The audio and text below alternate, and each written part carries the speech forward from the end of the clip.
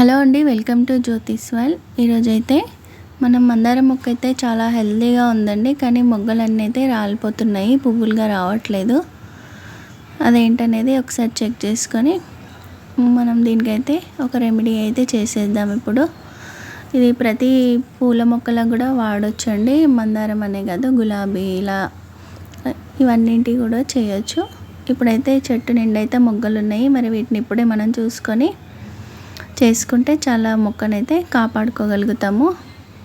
చూడండి, ఇప్పుడైతే ఈ మట్టిని అయితే మొత్తం తీసేద్దాం. గడ్డి కూడా పెరిగింది కదా, అది కూడా తీసేసి మట్టి ఏ విధంగా పొడి పొడిగా ఉందా గట్టిగా ఉందా అనేది చూసుకొని ఇదంతా క్లీన్ చేసుకొని ఇప్పుడు చూద్దాము. చూస్తే మట్టి అయితే గట్టిగా ఉంది, అందుకే దానికి కావాల్సిన పోషకాలన్నీ అందట్లేదు. ప్రతి మొక్కకి ఇట్లా 1 ఇయర్కి ఒకసారైనా రీప్లాంటింగ్ అయితే చేయాలండి. చేయకపోతే ఇట్లా మొక్కలకి పువ్వులు మొగ్గలు పువ్వులుగా మారకముందే ఇట్లా అయిపోతుంటుంది. పువ్వులు కూడా చాలా తక్కువ సైజులో చిన్నగా అట్లా రావడం అట్లా జరుగుతుంటుంది. ఇప్పుడు ఈ గడ్డిని మొత్తం తీసేద్దాం. మట్టి కూడా గట్టిగా అయిపోయింది కదా. ఇది 6 year ప్లాంట్ అండి. స్టార్టింగ్లో మిల్లీ బగ్స్ రావడము, చెట్టు ఎండిపోవడం ఇట్లా అన్నీ జరిగింది. మనం ఇచ్చే ఫెర్టిలైజర్స్ వల్ల ఇంత హెల్తీగా ఉంది. ఇప్పుడు మనం చూసినట్టయితే మొక్క కూడా రూట్స్ కూడా చాలా మంచిగా హెల్తీగానే ఉన్నాయి.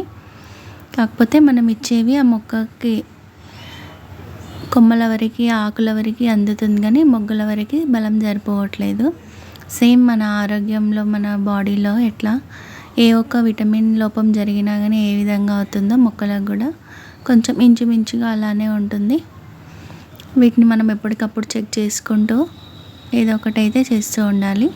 ఇప్పుడు పడేసే వాటితోటే ఈజీగా ఏ విధంగా చేసుకోవచ్చు అనేది మీకు చూపిస్తూ ఉంటాను.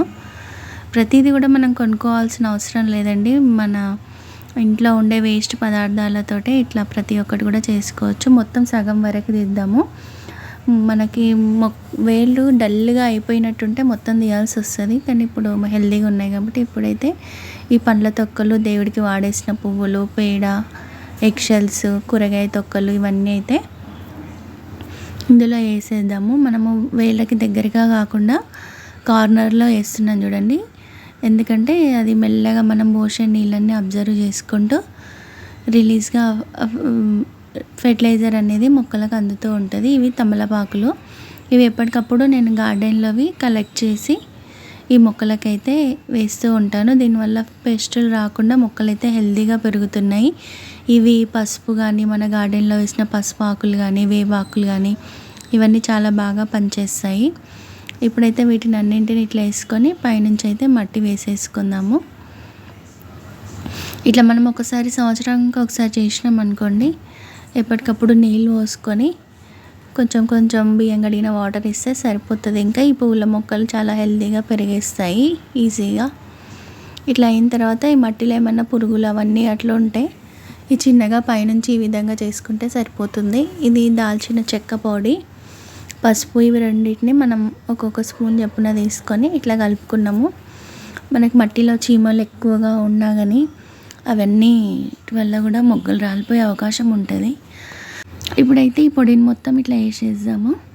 దీన్ని ఇట్లా పొడిలాగానే కాకుండా మనం ఒక బాటిల్ వాటర్లో, 1 లీటర్ వాటర్లో పావు స్పూన్ పసుపు 2 పొడులు కలుపుకొని ఫెర్టిలైజర్గా ఇచ్చినా కానీ ఈ చెట్టుకి ఎక్కువగా మిల్లీ బగ్స్ వస్తాయి కదా, అవి కూడా పోతాయి.